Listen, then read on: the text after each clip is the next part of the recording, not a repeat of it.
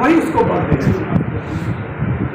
हमारा संविधान का अभियान जो हमारा अभियान रहेगा संविधान, इसका मूल मकसद ये है कि जो हमारे देश के युवा नौजवान छात्र युवा हैं उनको अपने देश की संविधान से अवगत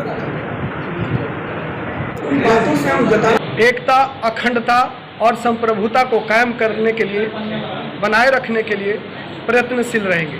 दूसरा उद्देश्य ये है कि हम लोग लोक नायक जयप्रकाश नारायण जी के जो 122वीं जयंती है और सन 1974 के छात्र आंदोलन का 50वां वर्षगांठ भी पूरा हो चुका है, तो इन दोनों को एक साथ, चूंकि बीच में दुर्गा पूजा आ रही है 11 अक्टूबर को, आएंगे और संविधान के तहत कार्य करने के लिए हम लोग तमाम विश्वविद्यालय के भाई चांसलर महोदय के पास ये संविधान लेकर के जाएंगे, उनको संविधान भेंट करके आग्रह करेंगे। और जेपी ने कहा था कि हिंसात्मक आंदोलन नहीं होना चाहिए और हम लोग उनके अनुयायी हैं और कलम के पुजारी हैं, तो हम लोग पूरी तरीके से नीतिगत और संवैधानिक कार्य करेंगे। और कानून बना हुआ है, आरटीआई है, अगर उनका भ्रष्टाचार होगा तो हम आरटीआई से डिमांड करेंगे, मांग करेंगे कि आखिर आपने किस आधार पर यह काम किया। क्या ऐसी परिस्थिति है कि आप वार्षिक खेलकूद, कला, संस्कृति जैसे अन्य स्टूडेंट वेलफेयर का कार्यक्रम क्यों नहीं आयोजित करते हैं? क्या अनुदान मिलता है या नहीं मिलता है?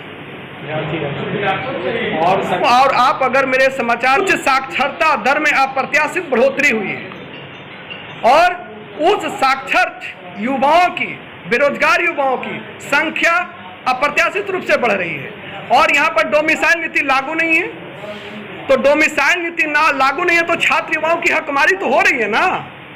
आप उलट करके देखिए, मैं मांग करता हूं आपके माध्यम से कि पिछला जो चयन हुआ असिस्टेंट प्रोफेसर से लेकर कई बहालियों में जो मार्क्स के आधार पर चयन होता है, तो डोमिसाइल नीति के मैं समर्थन में हूं। मैं मांग करता हूं कि डोमिसाइल नीति आज समय की मांग है और इस पर राज्य सरकार को गंभीर मुद्दे बना करके सोचने होंगे और बिहार में डोमिसाइल नीति लागू कराना होगा, सिर्फ छात्र के लिए नहीं। आप देखिए, पिछला उलट के देखिए, जो भी भाई चांसलर बाहर के आए, बिहार को लूट कर गए उस विश्वविद्यालय को, और हम कहते हैं कि बिहार जो है बुद्ध की धरती है, मोक्ष और ज्ञान की धरती है।